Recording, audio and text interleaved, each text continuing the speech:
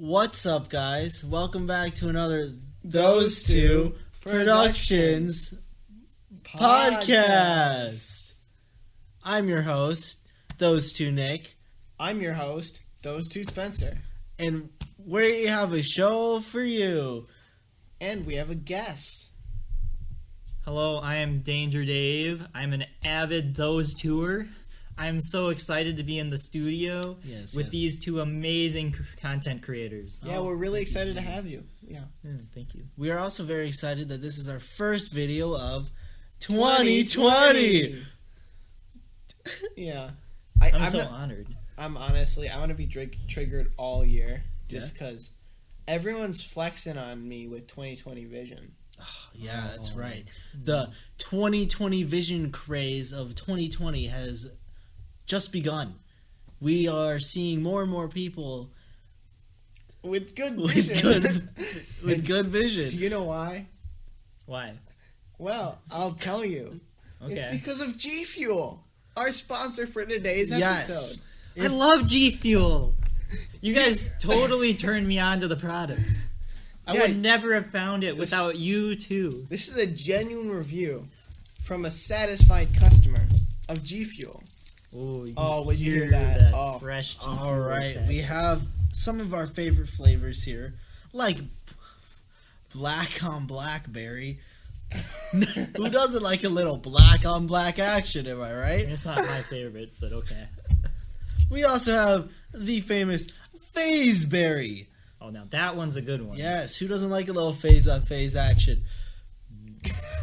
We also have our other most popular bought G Fuel content, Fruit Punch, one of the fan favorites of those two fans.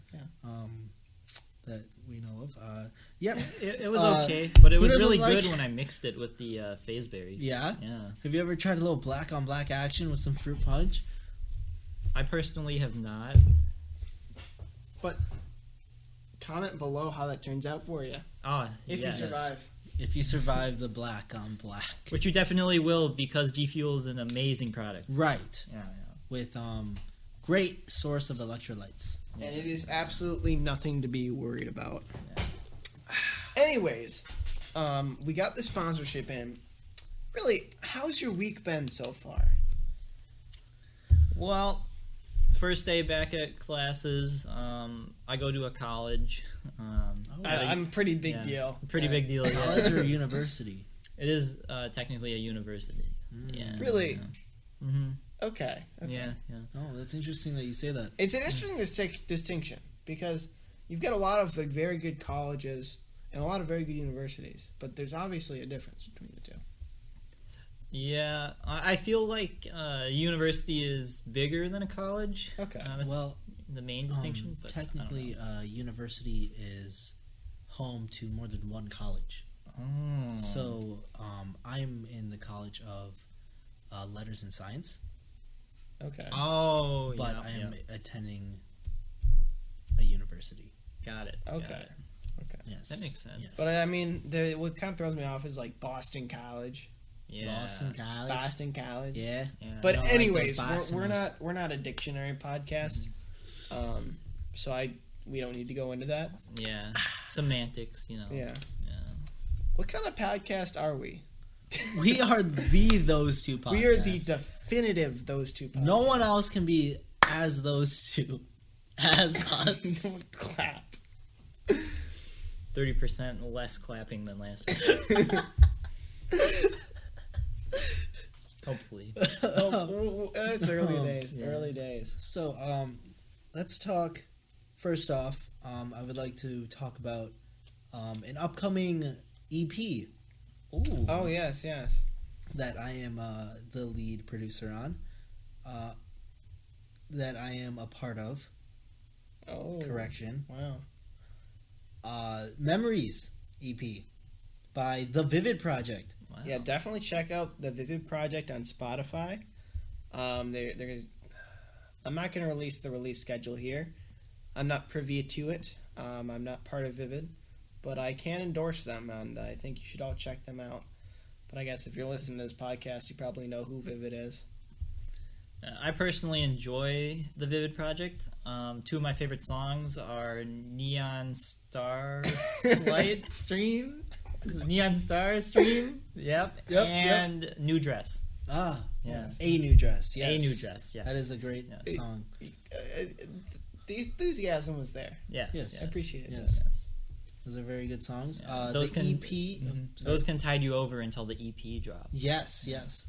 The EP drops February 21st. So soon? Yes. So be ready. By the time this podcast comes out, it might be out. It might be out already. Who knows? Let's also talk some other big releases this year. I hear Chelsea Cutler, big album for her. Yes. Go Chelsea. Yes, go go girl. You get it, girl. You show them. Yep. I don't know. It was fine. I wouldn't say it was an album I loved. I haven't listened to it fully yet, so I don't really know how to feel about it. I know a good song on there, "Sad Tonight." It's one of the more popular ones out there, but that one's really good. There's a few others I know I like for sure, but I don't really remember the names.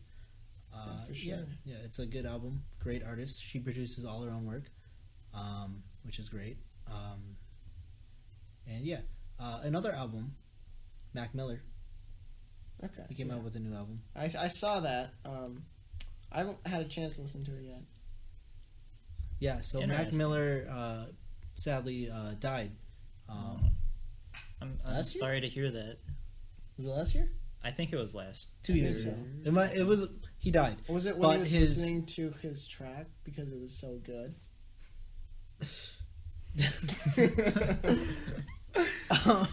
But his family decided to have people finish all his projects that he was working on before he passed away, and they put together an album that they released for him.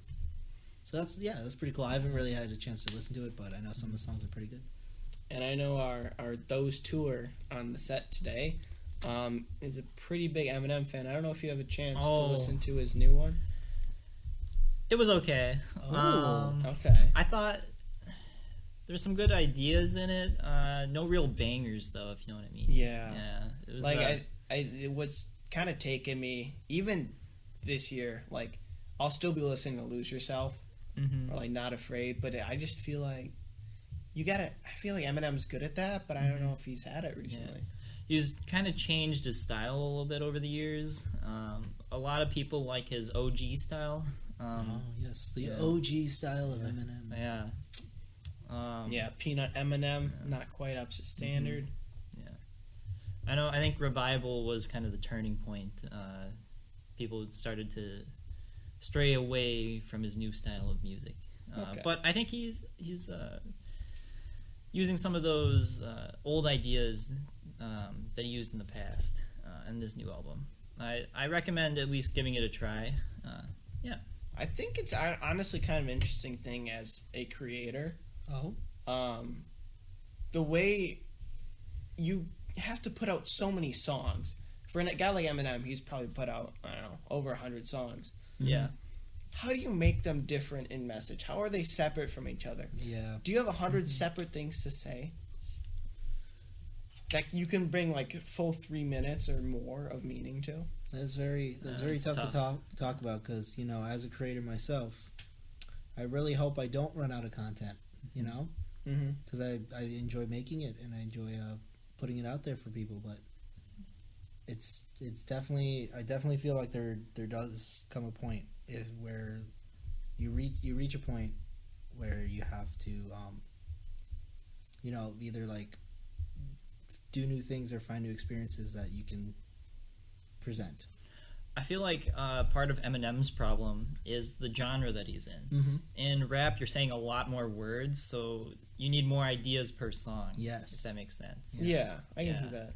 So you use up all your ideas faster than, let's say, like pop or something. Yeah. I agree. Mm-hmm. Yeah, they're more fleshed out. Yeah. But I think as you grow and as you mature, like your music taste will change. So I'm assuming as a creator, you kind of start getting those new perspectives, and you can make more music. But I mean, it's kind of crazy. Yes, I agree. Yes. But I think you were definitely right about the new experiences are very important. Like if you're stuck in the same life and doing the same things every single day, then you're not gonna be able to, I don't know, make a change with your life. You're just gonna stay the same. And that's not always a bad thing, but I don't think it's always a good thing. Yes. Yep. I agree. Yep. So, an interesting question popped into my mind a while ago. Actually, one of my friends brought it up to me. Chase. He asked me. Is he a Those tour? Yes, of course he's a Those tour. Awesome. He's a Those2 fan. Shout out to tour? Chase. Shout out to Chase. He's a Those2er. I know you're listening. Avid Those2er. Oh yeah. He asked me this really deep question that I'm still pondering today. A tin can, but can a tin? You know, I think firstly, it sounds kind of nonsensical. What kind of question is can a tin? Exactly, but that's because you're not digging deep enough into the question. You see? Because a tin can. Yes, a tin can. There's two ways to think about that. You can go a tin can Yep. or a tin can. So do you imagine a tin can? Or do you imagine that the tin can? I think just my mentality is that anyone can do anything they want. Okay, So yes. I support this tin. All right. You know, it's not easy. It's not easy being a tin. Unless you're a can.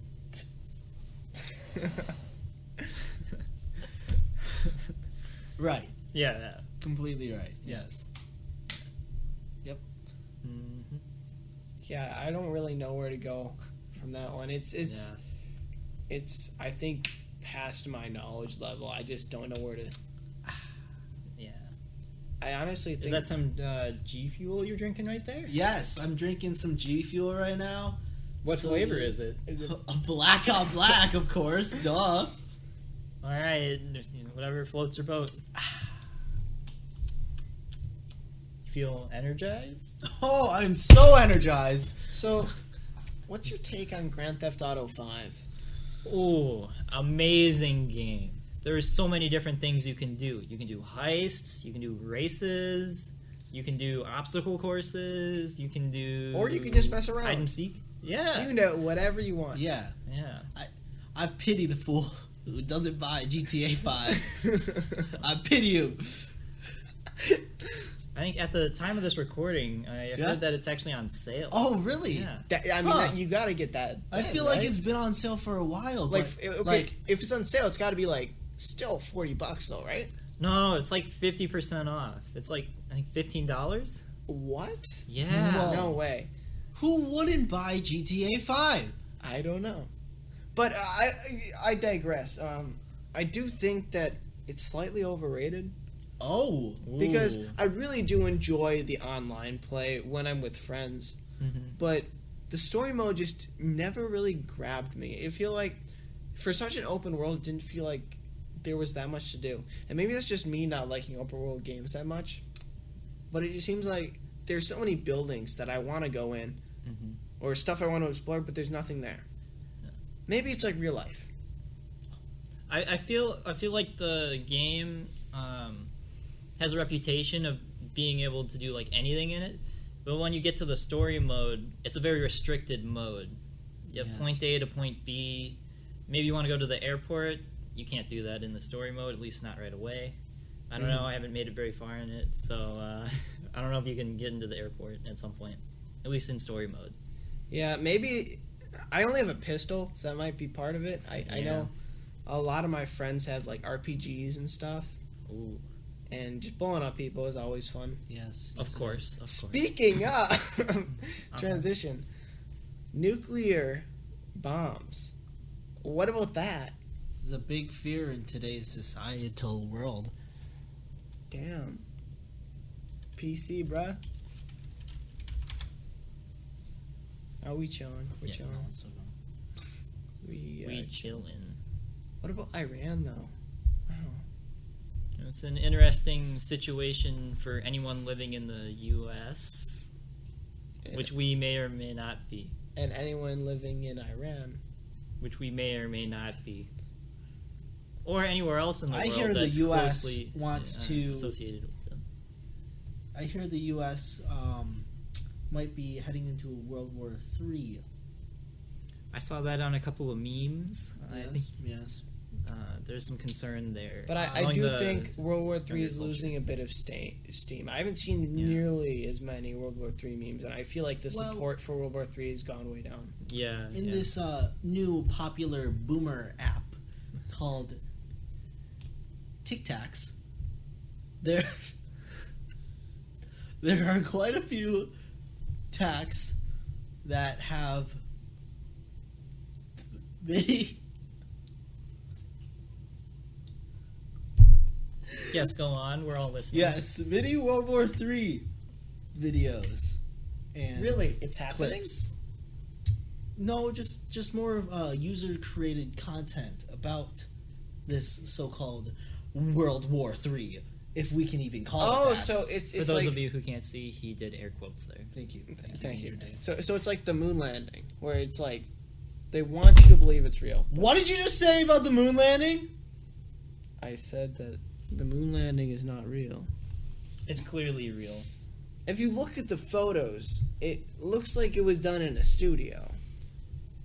Aren't you know- we in a studio? Do you know how difficult it would have been to get the lighting right for all the stars in the background Makes at a that good point in time? Makes a It would good have been more difficult to create the lighting necessary to fake the moon landing than to build the technology to get to the moon. But they didn't fake it well enough. They didn't know that we'd be so smart and we'd figure it out.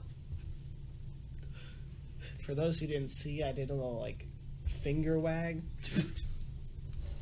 But real talk, everything is not what it seems. When you Get your tinfoil hats out. those tours, get your tinfoil. Aliens are real. They're among us. Actually, no. Give me a Lizard second because I people. saw this really cool post. Yeah. It was about a theory on aliens. So just give me a second to pull it up.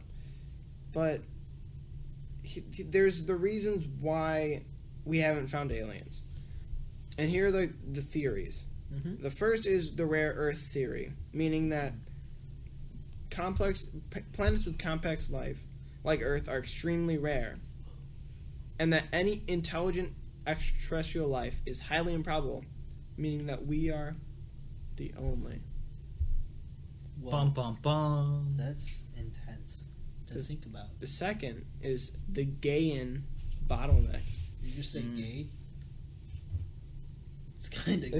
This is a cosmic scale type of thing. So there's gay planets out there too. There might be, but we passed The the gay bottleneck. theory. So It's a gay theory. that they just didn't survive. Not to be confused with game theory. It's just a theory. A gay theory. Thanks for watching. But we're gonna keep going with this Yes. podcast. Sorry. Continue with your gay theory. So the Gaian bottleneck, Yes. Theory. they didn't survive, meaning that all alien beings are simply dead because Oh. they just couldn't make it But we did. so far. so far. Oh. And this is where well, actually no, that's further down. But the next is the Great Filter, which means the Earth was I've heard of subjected that to the one. Great Filter. 5 mass extinction events, but nevertheless evolved complex creatures. What if all of the possible habitable planets were hit with similar stuff and they just couldn't get through it like we did? Okay. And the fourth is where we come in as not being the big dogs. Yeah, I've heard of this one too. It's called the Great Silence. The hypothesis is that there are advanced beings who belong to a Type 3 civilization on the Kardashev scale, which I think is something to do with how much energy you're able to harvest from stars. And I think it's being able to harvest energy from every star in the galaxy or something like that. Seems right. I think that's Type 3. Yeah. Anyways, It's a lot of power. that those who are able to do it don't want to reach out to people like us who can't harvest enough power from the stars. Like, who are we? Like, imagine not being able to do that. I heard another theory is like there's that Type 3 civilization, but they're just going around wiping out all other civilizations. That would be terrifying. Yeah. Because if they've done it before, who's to say they're not going to find us next? And if they've done it before, they're not going to fail.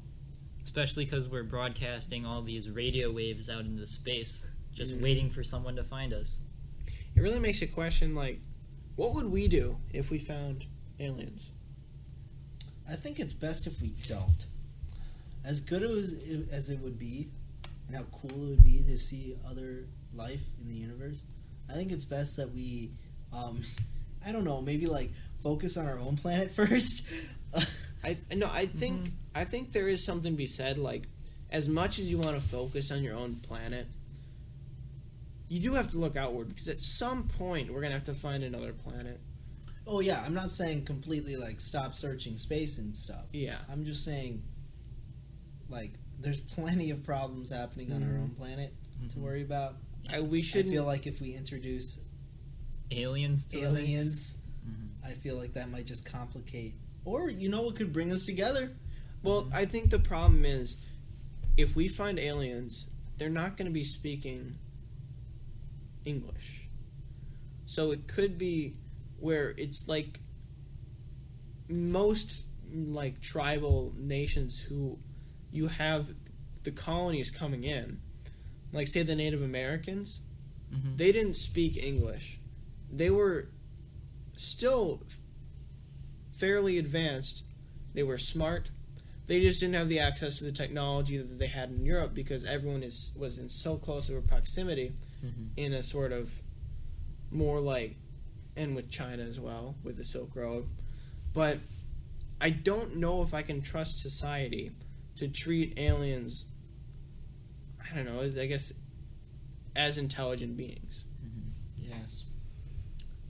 I feel like if we did find aliens and we were able to make first contact with them, that would be the most intense moment, because their civilization could interpret any signal that we send them in any way it could be interpreted.